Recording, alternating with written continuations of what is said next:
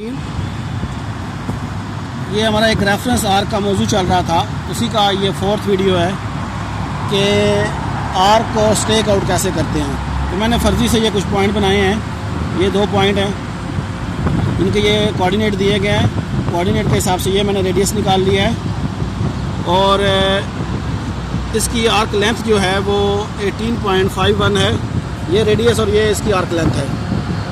तो आज जो हम स्टेक आर्क करेंगे इसमें हमारे ये 4 ऑप्शन हैं कि नन, इक्वल, स्टार्ट और एंड पॉइंट। इसमें क्या होता है कि सर्कल को हम लोग नन करेंगे तो हम अपनी मर्ज़ी से उसको डिवाइड कर सकते हैं, कितना डिवाइड करना है।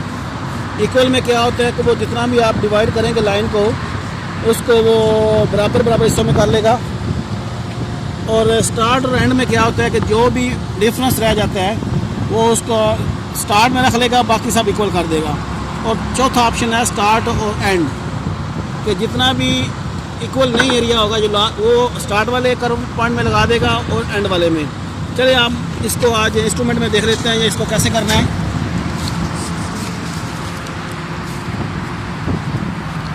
तो इंस्ट्रूमेंट स्टार्ट ऑन करने के बाद ये हमारी मेन स्क्रीन है। तो चले इसको स्टार्ट करते हैं। ये हमारा मेन पेज है, यहाँ से मैं इंटर से स्टार्ट करता हूँ इसको। ये 5 नंबर पे है रेफरेंस आर्क, तो मैं इसको इंटर करता हूँ और फर्जी सी मैंने एक जॉब बनाई है, इसी को मैं कंटिन्यू करता हूँ। तो स्टेशन सेटअप मेरा ऑलरेडी हो चुका है, तो F4 से मैं इसको स्टार्ट करता हूँ। तो इसमें हमारा ये 3 मेथड थे। पहला मेथड जो है सेंटर एंड स्टार्ट पॉइंट का हम लोग का चल रहा था, इसी को मैं कंटिन्यू करता हूँ F1 से। अच्छा, एक चीज़ और मैंने पहले भी बताया था कि ये जो साथ में फिगर चलती है आप इसको भी डायरेक्ट प्रेस करें तो ये चल जाता है। जैसे फॉर एग्जांपल 1, तो ये हमारा पहला ऑन हो गया है। तो इसका जो सेंटर पॉइंट मांग रहा है, तो मैं इसको 1 नंबर करके इंटर करता हूँ और इसको मैं फाइंड कर लेता हूँ। F1 से फाइंड किया, अगर व्यू करें तो ये वही कोऑर्डिनेट है जो मैंने पेपर पे लिखे हुए हैं। तो मैं इसको कंटिन्यू करता हूँ F4 और वो सेकंड पॉइंट मांग रहा है। सेकंड पॉइंट मैं इसको F1 से फाइंड करता हूँ और फिर व्यू, ये वो कोऑर्डिनेट है जो दूसरे नंबर मैंने लिखे हुए हैं। तो इसको F4 से मैं कंटिन्यू करता हूँ। तो ये देख लो जो मैंने लिखा हुआ था वही आ गया कि हमारी आर्क लेंथ जो है वो 2.946 है, सॉरी रेडियस जो है वो 2.946 है, और जो टोटल हमारा सर्कल है वो 18.512 है।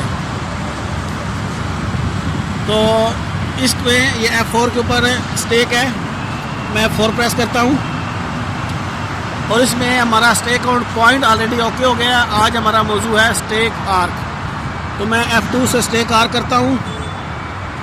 अच्छा, ये आप देखिए ऊपर लिखा हुआ है enter the stake out value. इसमें स्टेक आउट वैल्यू इंटर करनी है। पॉइंट आईडी वो खुद से, पहले हमने 1 और 2 दिया था, 3rd नंबर वो खुद से दे रहा है। अगर हम इसको चेंज करना चाहें तो चेंज कर सकते हैं। उससे नीचे ये हमारा है डिस्ट्रीब्यूट, कि हमने अपने सर्कल को डिस्ट्रीब्यूट कैसे करना है। तो उसमें ये नंबर 1 पे है नन, नंबर 2 पे है इक्वल, नंबर 3 पे है स्टार्ट आर्क और नंबर 4 पे है स्टार्ट एंड एंड पॉइंट। तो चले मैं पहले नन को देख लेता हूँ। तो उसके नीचे है आर्क लेंथ, तो मैं आर्क लेंथ इसको 6 मीटर दे देता हूँ।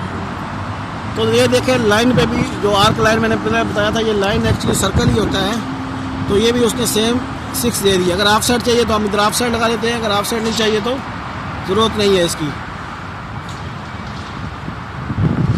तो इसको मैं कंटिन्यू करता हूँ विदाउट ऑफ साइड। तो ये देखिए उसने डिवाइड कर दिया उनको, सर्कल को। मैं यहाँ पे आके इसको चेंज कर सकता हूँ और लास्ट 18, और जो हमारी 4th क्वाड्रेंट बनेगा वो 18.51, यानी जो टोटल हमारा सर्कल है वो उसने दे दिया है। तो इसको अगर हम लगाना चाहें तो इस तरह हम ये डिस्टेंस से हमारे ये पॉइंट लगा सकते हैं। तो उसके बाद दूसरा ऑप्शन है इसमें इक्वल। अगर हम इक्वल करेंगे तो देखिए मैंने लेंथ ऑफ आर्क जो दिया है 6 मीटर दिया है, लेकिन उसने लाइन को 6.17 कर दिया है।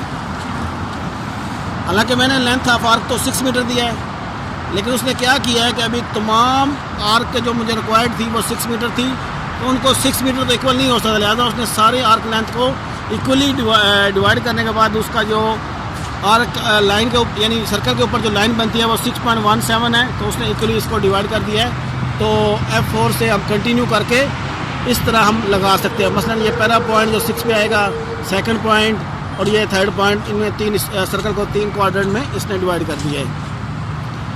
तो मैं एस्केप से वापस आता हूँ।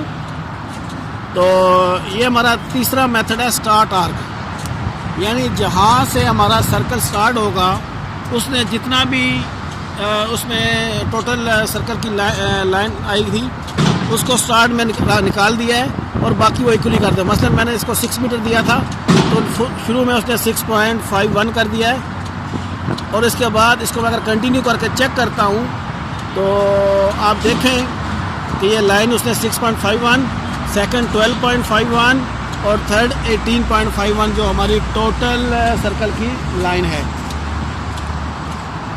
उसके बाद मैं इसको दोबारा एस्केप करता हूँ। अब देखें डिस्ट्रीब्यूट के अंदर जो है वो 4 नंबर पे है स्टार्ट और एंड। स्टार्ट और एंड में क्या है कि जैसे फॉर एग्जांपल मैंने यहाँ पे 6 ही रखा हुआ है, चलिए मैं इसको चेंज करके देखता हूँ, मैं इसको 5 कर देता हूँ। तो ये देखें क्या किया उसने, 5 दिए 15 और लास्ट में कितना बनता है 3 मीटर और 51। तो उसने वो लाइन के ऊपर स्टार्ट और एंड में डिवाइड कर दिया है। आसानी के लिए मैं दोबारा 6 करता हूँ। 6 करूँ तो ये 3 हिस्सों में उसने तकसीम किया, तो वो 18 का 6 आ गया और ऊपर बचता है 5-1। तो 5-1 को उसने 2 हिस्सों में, ये देख लें 6.256 यानी इक्वली स्टार्ट पॉइंट में और लास्ट पॉइंट में डिवाइड कर दिया है। अब देखें दोबारा मैं इसका 4 से कंटिन्यू करता हूँ। तो ये पहले जो लाइन की लेंथ है वो 6.256 है।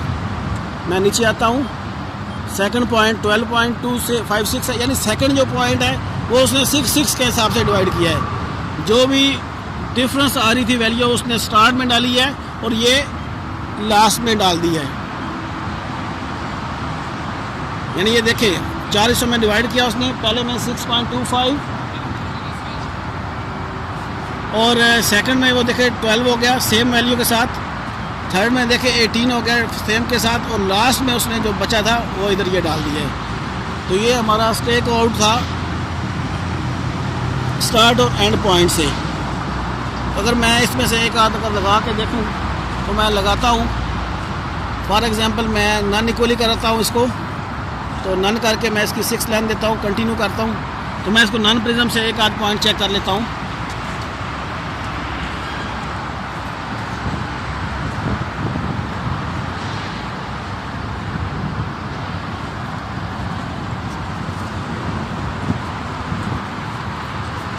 F2 से डिस्टेंस किया मैंने, तो ये देखे ये 6 मीटर आर्क के ऊपर उसने पॉइंट लगा दिए। अगर मैं नीचे आके इसको नेक्स्ट पॉइंट करूँ तो वो 12 कर देगा, नेक्स्ट पॉइंट 18 कर देगा, और जो लास्ट में रह गया है वो अभी इस तरह हम लगा लेंगे। मैं रिपीट इसलिए कर रहा हूँ कि ये चीज़ें थोड़ा लेंथी था, इसको मैंने शार्ट करके किया है। एस्केप सेकंड में इक्वली, ये देखे उसने सारे जो आपने रिक्वायर्ड हमारी 6 मीटर थी, तो 6 मीटर के हिसाब से जो उसको इक्वल बनता था उसने इक्वली कर दिया इसको। और स्टार्ट में उसने ये सारी जो डिफरेंस वैल्यू थी वो स्टार्ट में डाल दिया है, और स्टार्ट और एंड में इसमें जो भी वैल्यू का डिफरेंस था वो स्टार्ट वाले पॉइंट में और लास्ट पॉइंट में कर दिया है। होपफुली कि मैंने स्टेक आउट में आर्क कैसे लगाते हैं वो चारों मेथड मैंने क्लियर कर दिए। फिर भी अगर कोई सवाल हो तो मैं इसको रिपीट कर दूँगा, क्योंकि ये थोड़ा लेंथी था, तो वीडियो को शॉर्ट करने के लिए मैंने चारों मेथड एक ही बार में क्लियर कर दिए हैं। फिर भी अगर कोई सवाल हो तो आप मुझे यूट्यूब पे कमेंट्स करें, इंशाल्लाह मैं उसका रिप्लाई दे दूँगा।